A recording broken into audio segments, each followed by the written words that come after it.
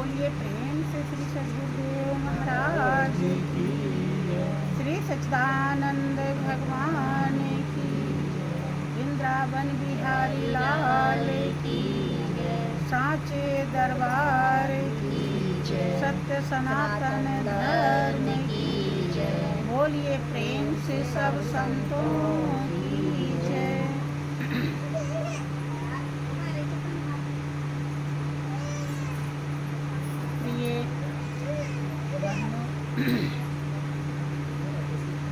वास्तव में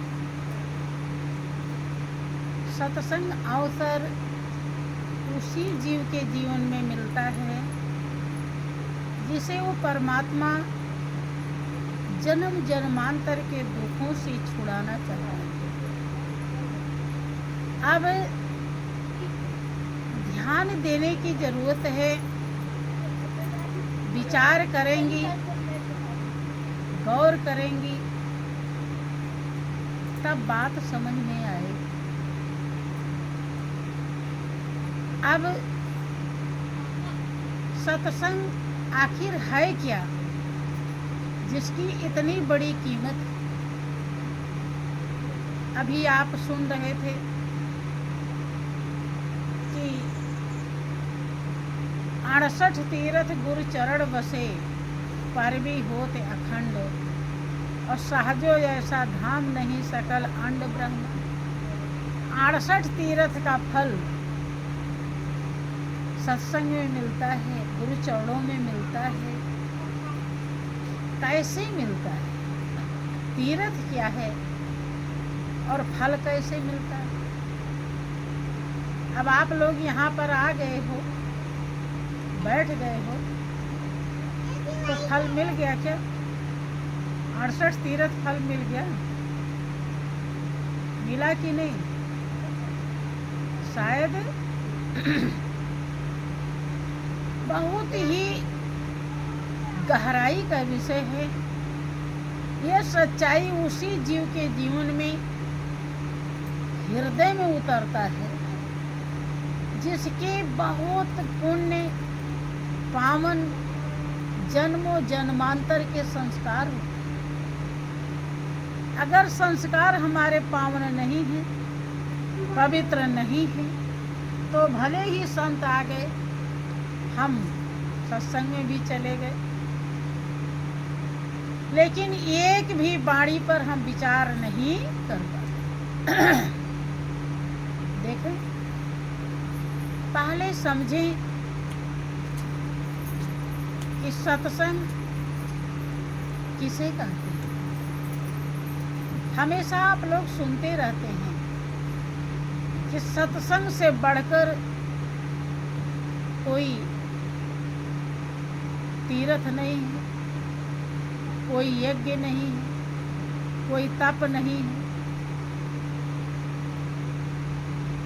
दुनिया में यज्ञ भी बहुत होता है, लोग तपस्या भी करते हैं, तीर्थ भी करते हैं, लेकिन जिसने सत्संग रूपी तीर्थ में डुबकी लगाई, उसी का कल्याण हुआ।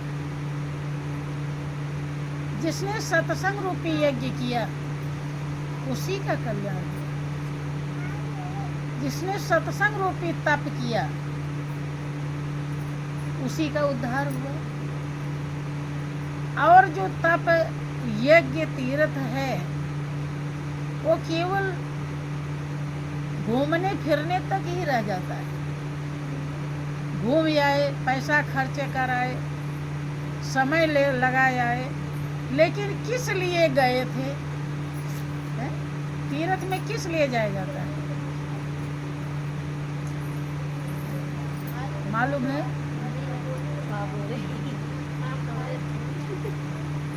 हाँ, तीर्थ में शुद्ध होने के लिए जाते हैं कि हमारा जीवन पवित्र हो जाए, हमारे अंदर जो पाप दोष है वो क्षमा हो जाए। पाप दोष कैसे क्षमा होगा?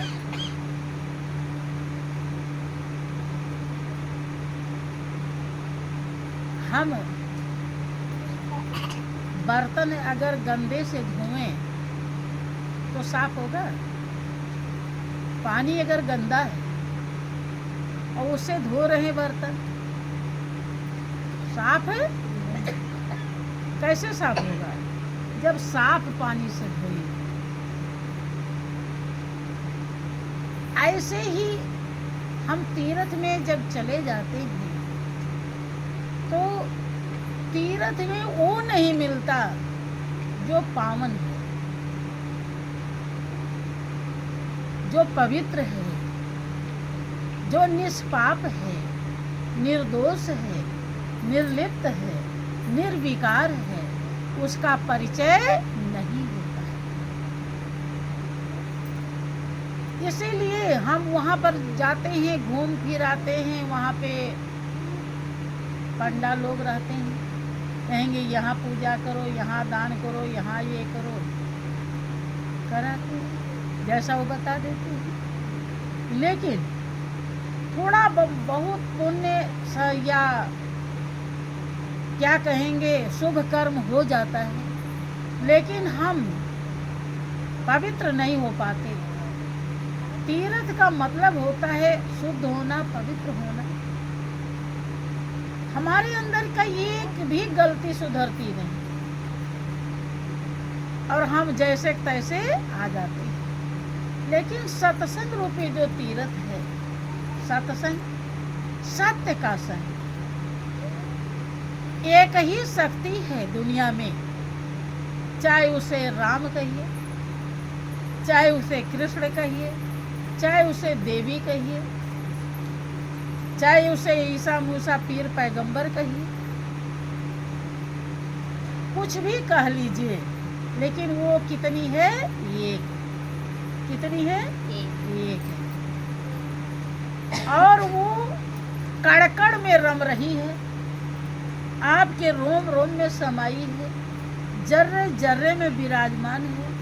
कोई जगह ऐसी नहीं है कि जहां वो ना। लेकिन हम उस तीर्थ में इस शक्ति का अनुभव नहीं कर पाते हैं क्योंकि हमें उस शक्ति का वहाँ परिचय नहीं। लेकिन जहाँ पर सत्संग होता है वहाँ ये समझाया जाता है कि संत महान पुरुष उस शक्ति का जो एक है, जिसके अंश मात्र से शंभु बिरांची विष्णु भगवाना उपजहि जासु अंश ते नाना। तो ब्रह्मा विष्णु महेश जो सबसे बड़े देवता हैं, वो अंश मात्र से किसके? जो रोम रोम में रम रहा है, जो जर्रे जर्रे में समाया है, जो कड़कड़ में विराजमान है, उसके अंश मात्र से अनेक अनेक ब्रह्मा विष्णु महेश पैदा हो जाते। अब विचार कीजिए, इन्हीं तीनों देवता के द्वारा पूरी सृष्टि चल रही है। ब्रह्मा सृष्टि रचते हैं, विष्णु सृष्टि का पालन करते हैं और शंकर सृष्टि का संहार करते हैं। यही तीनों के द्वारा पूरी सृष्टि चल रही है और उसके अंश मात्र से अनेकानेक पैदा हो जाते हैं। आप विचार कीजिए कि क्या उससे भी बड़ा कुछ होगा दुनिया में? है? न उससे कुछ महान है, न उससे कुछ बड़ा है, न उससे कुछ अच्छा है, न उससे कुछ सुंदर है। सत्यम शिवम सुंदर, वही सत्य है, वही कल्याणकारी है और वही सुंदर। उसी के द्वारा सबके अंदर सुंदरता है, उसी के अंदर सबके अंदर सच्चाई है, चेतना है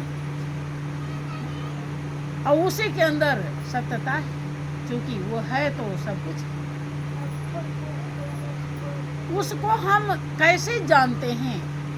सत्संग से पता चल जाता है कि उसका ज्ञान संत सद्गुरु देते हैं। जब ऐसा पता चलता है तो हम जब उसके लिए ख्वाहिश रखते हैं, हमारे अंदर ये भाव पैदा होता है कि वो मालिक जो सब जगह समाया है, जिसके बिना एक पत्ता नहीं हिलता, वो संत के द्वारा पता चलेगा। संत जब ज्ञान देंगे तब उसका परिचय हो जाएगा। तो चलो हम संत के शरण में चलते हैं और संत से हम प्रार्थना करते हैं कि महाराज हमें आत्मज्ञान दे दीजिए। सब सत्संग बताता है कि सबके अंदर वही परमात्मा आत्मा के रूप में स्थित है। जब ये बात का पता चल जाता है तो हम प्रार्थना करते हैं कि महाराज हमको आत्मज्ञान दे दीजिए। अगर हम आत्मा को जान जाते हैं तो परमात्मा को जानने में देरी नहीं लगती। एक दिन हम परमात्मा में भी पहुंच जाते। महाराज दयालु होते हैं, परोपकारी होते हैं। वो खास तौर से इसीलिए इस दुनिया में आते हैं। वो यही खोज करते हैं कि कब कौन जिज्ञासु मिले, मालिक को चाहने वाला है कि राम नाम के हीरे मोती संत बिखेरे गली गली, और ले लो रे कोई राम का प्यारा आवाज लगा मैं गली गली गली आवाज लगाते हैं राम का प्यारा, जिसे राम प्यारे हैं, जिसे राम प्यारे होते हैं उसे दुनिया में कुछ भी प्यारा नहीं। ध्यान रहे, यही कारण है कि दुनिया में राम से प्रेम जल्दी से किसी को होता राम का प्यारा कोई बिरले होता है कि ले लो रे कोई राम का प्यारा आवाज लगावे गली गली। एक म्यान में दो तलवार नहीं होती, एक ही, या तो दुनिया से प्रेम रहेगा और या राम से प्रेम। हाँ, इसी दुनिया में राम से भी प्रेम करने वाले मिलते हैं। कैसे?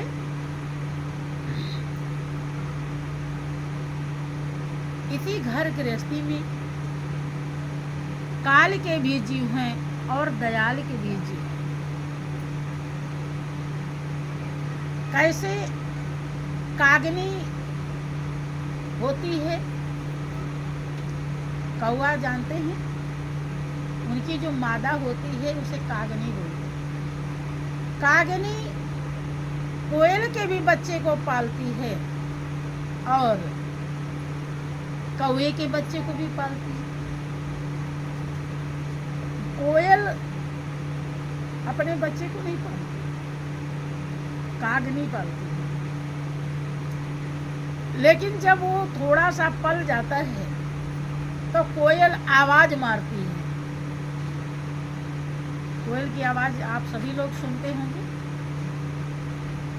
तो जब आवाज लगाती है तो कोयल का बच्चा कोयल के पास तुरंत आ जाता है आवाज सुनकर। ठीक है, कौवे का बच्चा नहीं आता, कोयल का बच्चा आ जाता है। अब वो कोयल बन जाता है।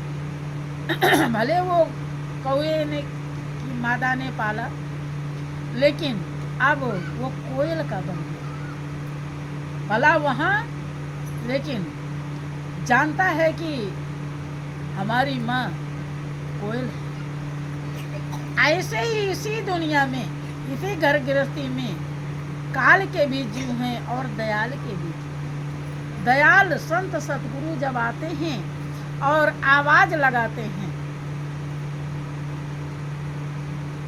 अपने जीवों का, तो जो उनका जीव होता है, भले ही वो घर गृहस्थी में पला है, उसे समझ में आ जाता है कि अपना तो केवल परमात्मा ही है और कोई भी अपना नहीं। ऐसा सोच करके उनके शरण में आ जाता है और दिल से पूरा उनका बने शरण में आ करके ध्यान भजन पूजा सेवा सत्संग करके वो उनका बन जाता है। एक दिन उन्हीं में एकाकार हो जाता है, उन्हीं में में समा, लेकिन ऐसा कोई बिरले होता।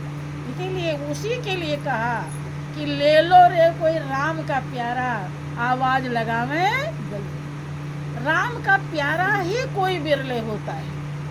इसीलिए भक्तों की संख्या अंगुलियों पर गिनी जाती है, क्योंकि भक्त होते ही कोई कोई। हाँ, आप लोग जो ज्ञान प्राप्त करके थोड़ा थोड़ा भजन ध्यान करते हो, दान पुण्य करते हो, क्योंकि जब उस सत्य का ज्ञान हो जाता है तब आपका जीवन पवित्र हो जाता है। वही सत्य के नाते आप आबाद हो। वही सत्य का कनेक्शन जिस दिन कट जाएगा तो आपके शरीर में कुछ भी नहीं है, केवल हड्डी मांस चमड़ा यही रह जाएगा, और वो भी खराब होने लगेगा। उसके पास कोई बैठना पसंद नहीं करेगा, और छू देता है कोई तो स्नान करता है, अर्थात वही पावन है। इसीलिए जब तक गुरु ज्ञान नहीं मिलता, हम गुरु के शरण में नहीं जाते, उस सत्य को, उस पावन सत्ता को हम पहचान नहीं पाते, दर्शन नहीं कर पाते, दीदार नहीं कर पाते, तो हमारा जीवन पवित्र नहीं। इसीलिए आपने सुना होगा कि गुरु के बिना दान पुण्य लगता, यही कारण। लेकिन ऐसा गुरु हो जो उस सत्य का, जो उस आत्मा का मालिक का दीदार करा दे, पहचान करा दे, तब आप पावन बनेंगे। और नहीं तो कंठी माला लेकर आ जाएंगे तो भी पवित्र नहीं हो पाएंगे। मालिक रोम रोम में रम रहा है, कैसे वो दर्शन देगा, कैसे उसकी पहचान होगी, इसका ज्ञान होना चाहिए। इसका ज्ञान सच्चे संत देते हैं, और जब देते हैं तब आपको मिलता है सच्चा तीर्थ। यही है सच्चा तीर्थ है। और उस तीर्थ का अर्थात परमात्मा का, क्योंकि उससे बढ़कर पवित्र कुछ है ही नहीं है। पवित्र ही हमें पवित्र बनाता है, हमारे पाप को धोता है, तब हम तीर्थ कर पाते हैं। यही सच्चा तीर्थ है। जब हम ध्यान लगाते हैं तब हम दर्शन पाते हैं, और जब दर्शन पाते हैं तो हमारे नरक के द्वार 84 लाख योनि का ढक्कन बंद हो जाता है। और जितना हम और दर्शन करते चलते हैं आगे, उतने हम मंजिल पर आगे बढ़ते चले जाते हैं, मालिक के तरफ बढ़ने लगते हैं। इसे ही सत्संग रूपी तीर्थ कहा। यही 68 तीर्थ का फल देता है, क्योंकि अब पूरे जिंदगी भर आप तीर्थ करते रहिए और संत का संग नहीं किया, और उस सत्य का, उस परमात्मा का, उस आत्मा का अगर आपको अनुभव नहीं हुआ, दर्शन नहीं हुआ, दीदार नहीं हुआ, तो फिर आपका जीवन पवित्र कहाँ से बनेगा है? और पवित्र नहीं बना तो 68 तीर्थ कहाँ मिलेगा। और यहाँ पर तुरंत ही पवित्र हो गया। अब पवित्र होते ही 68 तीर्थ का फल मिल जाता। यही है 68 तीर्थ। इसीलिए कहें 68 तीर्थ गुरु चरण बसे, पारवी होते अखंड, और सहजो ऐसा धाम नहीं। इसीलिए गुरु चरणों से बढ़कर कोई धाम नहीं दुनिया में। आप कहीं देवी दुर्गा भवानी किसी के, आप देखो देवी जी बन रही हैं, पूरी बाढ़ आ गई है अब गुना भर में, जहाँ देखो वहीं देवी, वहीं जहाँ देखो वहीं। अब आप लोग भी दौड़े भागेंगे, लेकिन प्रेमी भक्ति के लिए देखो, समझो बात। अगर आप लोग भी अज्ञानी की तरह रहे तो ज्ञान पाने से कोई फायदा।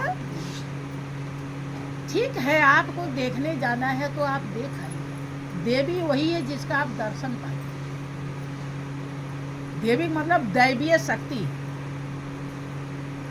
देखो उसमें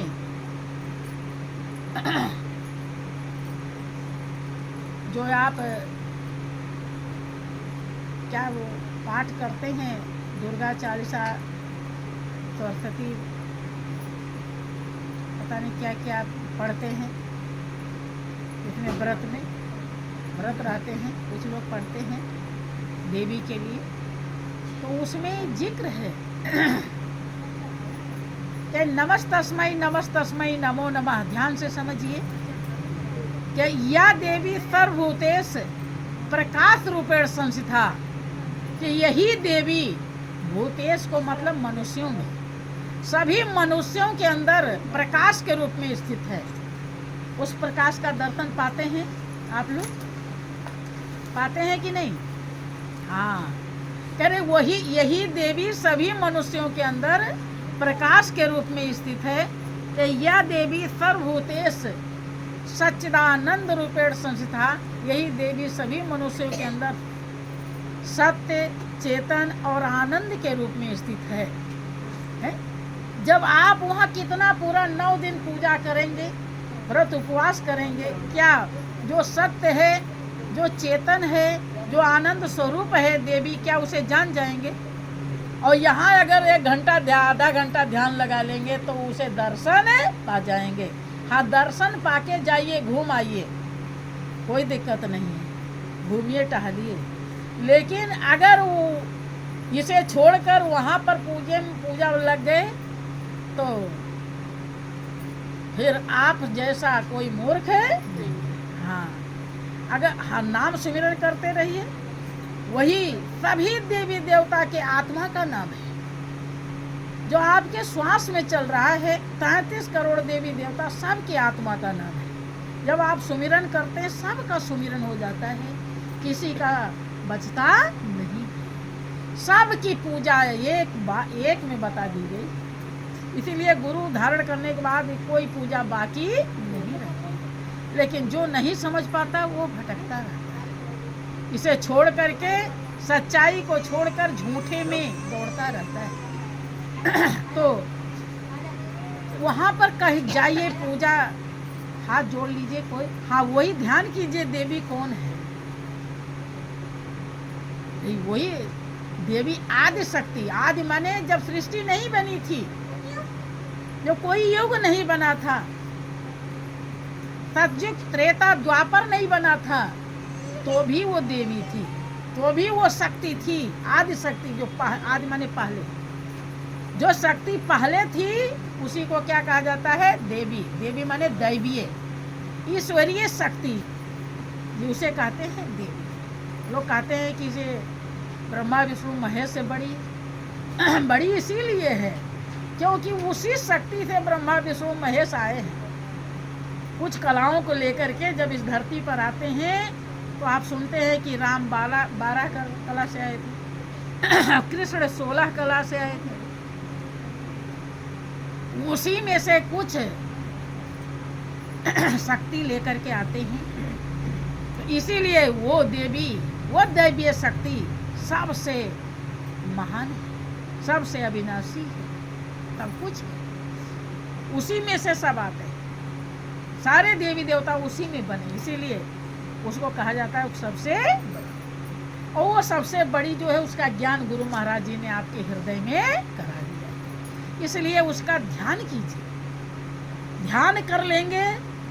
अगर आधा घंटा कर लिए, पौन घंटा कर लिए, 1 घंटा कर लिए, तो वो देवी बहुत ज़्यादा खुश हो जाएगी। देवी, उसमें भागवत में लिखा है कि मेरी पूजा, जो बाहरी पूजा करता है, उससे जब मेरे परायण जो भक्त हैं, जो उनकी पूजा करता है, उससे हजारों गुना फल पाता है, ज़्यादा, क्योंकि वो संत ही वो पूजा बताते हैं।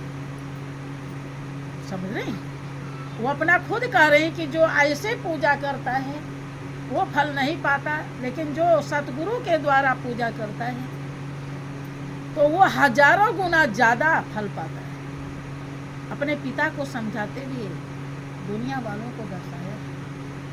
अब वही ज्ञान मिला है और उसको छोड़ करके हम सबको देखा देखी। हाँ, जिसको नहीं मिला है वो दौड़े, ठीक, क्योंकि उसे कुछ नहीं पता, वो नहीं जानता है, नादान है, अबोध है। लेकिन जिसे पता है तो उसे इस तरह से दौड़ना नहीं चाहिए।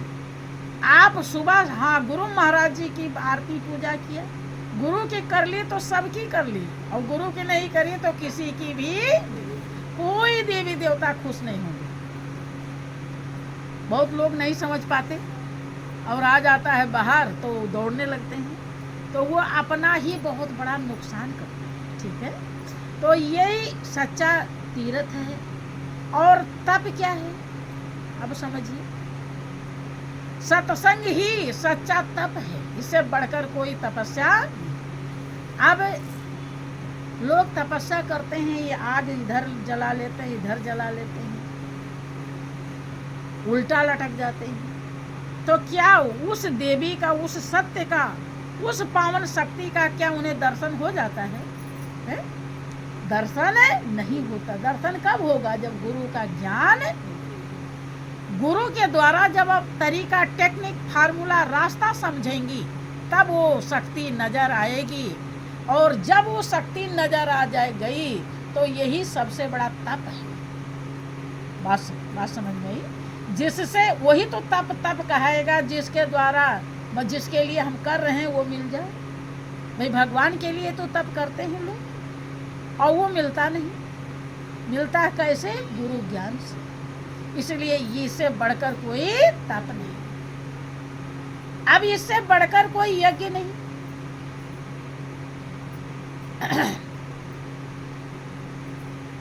ध्यान, सत्संग, सत्संग ध्यान से बढ़कर कोई यज्ञ नहीं। क्योंकि यज्ञ किस लिए किया जाता है? ताकि हम हर जगह वातावरण शुद्ध हो जाए, हमारे दोष पाप छट जाए। इसीलिए तो लोग यज्ञ करते हैं? उसमें तमाम चीज का आहुति देते हैं। देखा है भागवती वह यज्ञ देखा होगा। वेदी जो लेते हैं, तमाम सामग्री उसमें डालते हैं। वहाँ जो डलवाने वाले रहते हैं, कोई 51,000 का, कोई 5,000 का, कोई 11,000 का वेदी लेता है। इसलिए कि हमारे दोष पाप खत्म हो जाए, हमारे अंदर की कमियां खत्म हो जाए। क्या होती है? नहीं। क्यों नहीं होती है? क्योंकि वो वास्तव में यज्ञ नहीं। उस यज्ञ से बहुत श्रद्धा से अगर करोगे तो शुभ कर्म हो जाएगा। सही यज्ञ नहीं, आपके विकार नहीं धुलेंगे। जब आप, सबसे बड़ा यज्ञ ज्ञान यज्ञ है। गीता में भगवान कृष्ण बताते हैं, जब वो ज्ञान मिल जाता है आपको, परमात्मा ही ज्ञान स्वरूप है। परमात्मा का जो अनुभव है, दीदार है, दर्शन है, सत्य की जो पहचान है, प्रेम है, वही ज्ञान है। स्वयं को जानना ही ज्ञान कहलाता है। अब उसे जब हम जान लिए, ज्ञान हो गया, और जब जब ध्यान करते हैं तब तब हमारा हृदय निर्मल होता है। और जब निर्मल होता है तो लगता है कि दुनिया क्या है, दुनिया में किसके लिए पाप करें, किसके लिए छल करें। पति है तो ये भी हमारा नहीं है, कब ये साथ छोड़ के भाग जाएगा कुछ पता। कुछ दिन के लिए मेहमान है या नहीं है? बात सही लग रही कि गलत है? कैसा लग रहा है? सही। हाँ। और पत्नी है तो इसका भी कुछ नहीं पता कब साथ छोड़ के चली जाएगी, बेटा कब गोद से छीन लिया जाएगा। हृदय जब निर्मल हो जाता है तब वो दोष पाप करना बंद कर देता है धीरे धीरे। यही सामग्री हवन हो रही है। ज्ञान रूपी अग्नि में हमारे विकार जल रहे हैं, इसी को यज्ञ कहा। यही सच्चा यज्ञ है। बात समझ में? जैसे जैसे जब आप ध्यान लगाते हो तब आप यज्ञ करते हो। जब जब आप ध्यान में बैठते हो तब तब आपके अंदर की कमियां, दोष, विकार, गलतियां, पाप जलता है ज्ञान रूपी अग्नि में। भगवान कृष्ण अर्जुन को समझाते हुए कहते यथेधान से चंद्र दो अग्नि अर्जुन भस्माद कुरते। जैसे प्रज्वलित अग्नि में ईंधन का ढेर भस्ममय हो जाता है, ऐसे ज्ञान अग्नि में सारे दोष विकार पाप जल के भस्म हो जाते। लेकिन जब ध्यान ही नहीं करोगे तब कैसे चलेगा, जलेगा? इसीलिए दोनों टाइम ध्यान करने के लिए कहा। चाहे एक काम घर का छूट जाए, लेकिन यह काम आपका निजी है। इस दुनिया में कहीं भी आप और आपके मालिक के सिवा कोई अपना नहीं। ये तो 4 दिन का वो मेहमान मेला लगाया है। जब आए थे तो अकेले आए थे, और जब जाएंगे तो अकेले जाएंगे। बस 4 दिन का मेला लगा है, और इसी में हम इस ध्येय और लक्ष्य को भूल जाते हैं। ये बहुत बड़ी गलती है। इसी को होश दिलाने के लिए महापुरुष इस दुनिया में हमेशा मौजूद रहते हैं। श्री सच्चिदानंद भगवान की। तो इस ध्यान से बढ़कर कोई यज्ञ नहीं, सत्संग से बढ़कर कोई यज्ञ नहीं, ध्यान से बढ़कर कोई तीर्थ नहीं, ध्यान और सत्संग से बढ़कर कोई तीर्थ नहीं, और ध्यान से बढ़कर कोई तप नहीं, सत्संग से बढ़कर कोई तप नहीं। सत्संग का मतलब सत्य का संग। सत्य का संग तभी होता है जब आप ध्यान लगाते हैं। वही जो दर्शन पाती वही सत्य है। वो पहले भी था, आज भी है, और आगे भी। ठीक है। इसलिए इस बात को हमेशा याद रखें, और जितना भी हो सके ध्यान सुमिरन करने की कोशिश करें। अब आपको वो पूजा बता दी गई है, देखो, निरंतर सुमिरन बताया गया है, जिसमें कभी अंतर ही ना आवे। अब निरंतर सुमिरन बताया गया है। आप उसे छोड़ करके दूसरी पूजा करने जाएं तभी तो कर पाएंगी, हैं? विचार कीजिए। जो हरदम पूजा, वो ऐसी पूजा है कि अब यहाँ कोई भी पूजा करने जाएंगी तो जहाँ चंदन लगाएंगी, आरती उतारेंगी, वही पूजा होगी। लेकिन सुमिरन करेंगी तो सबकी पूजा होगी। और उसे छोड़ करके अगर ऐसे बाहर भटकती हैं तो नुकसान है कि नहीं? और दूसरी बात, गुरु महाराज जी ने सच्चाई दर्शाई और हम झूठे में लग गए। हाँ, दुनिया को दिखाने के लिए कोई भी पूजा कर सकती है, लेकिन जहाँ भी करो उसी नाम का सुमिरन करो और उसी स्वरूप का ध्यान। इससे बढ़कर कोई सच्चाई दुनिया में नहीं। इसीलिए गुरु धारण किया। देखो, गुरु धारण किया जब भगवान राम ने, तो बिना आज्ञा के कोई काम नहीं किया। आप लोगों को भी कोई विशेष कुछ ऐसा हो तो कुछ आज्ञा ना ले पावे तो ध्यान में प्रार्थना करें कि प्रभु हम कैसे ये काम करें। वो इसी प्रेरणा आ जाएगी आपके, और फिर वो इसमें सफलता हो जाएगी। ठीक है।